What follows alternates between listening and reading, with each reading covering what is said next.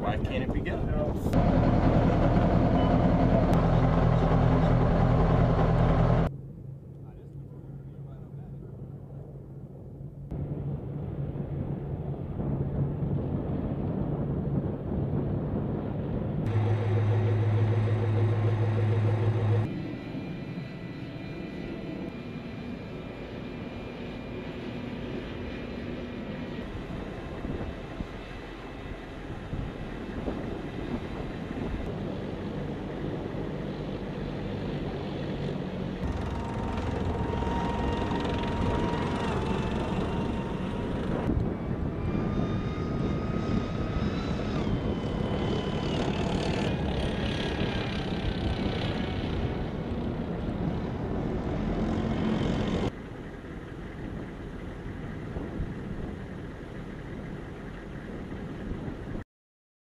To demonstrate today was not only the fire, maneuver, and shock effect capability of a combined arms company like ourselves inside of a battalion, inside of our 3rd Brigade 3rd ID. We're able to bring in assets outside of that unit as well, especially including with our JTACs, controlling our fixed wing assets. We're able to have rotary wing assets come in from outside this brigade, and also demonstrate several key vehicles we have here: our Bradley fighting vehicle, our assault breaching vehicle, the M1 Abrams tank, and show how when those vehicles, when that combat power is synchronized, that's the effects we can get. Breaching is one of the most dangerous operations an Army unit can do, and it requires several key elements. One, we absolutely have to have suppression, we have to have obscuration, we have to have security, we have to have reduction, and we have to have a violent assault.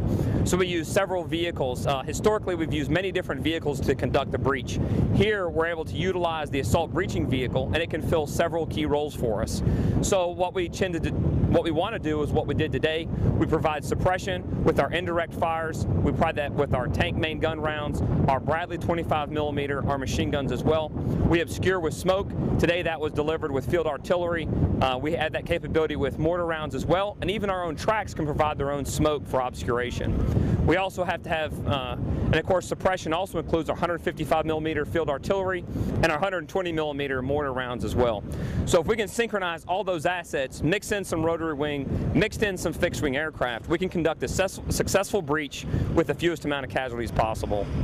In the profession of arms, the weapons always change. This brotherhood does not. You know, we can call it a brotherhood, a sisterhood. This family of war fighting doesn't change. So what we saw today was a synchronization of soldiers, a synchronization of war fighters. Whether we're on this equipment here, whether they were in the sky, we can see that synchronization, and they came together to deliver a tremendous amount of combat power on the battlefield. Soldiers did a fantastic job today. What we saw out here was a payoff of hours and hours and hours of rehearsals at the brigade level, the battalion level, the company level, and the platoon level. And so we really got to see how we can take, plan an operation this big, bring that down to the individual soldiers. We saw their motivation out there today.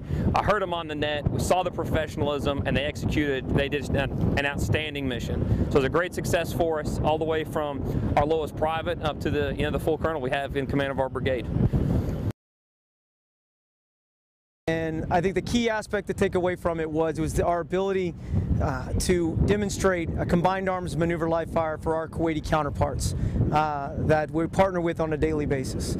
And what made today unique was doing a joint air attack team with the Air Force, with 35th Cav Attack Aviation Brigade, as well as elements of 115 Infantry, putting all those again into a live fire experience that I know our counterparts won't forget, but definitely our soldiers have that experience that they can put in their kit bag now as they move throughout their career. They're going to walk away with the ability to see that all of their training that we've done, from individual all the way to collective, has made into this culminating event for them, so to speak, where they were able to integrate every warfighting function, and they were able to witness it and do it very successfully.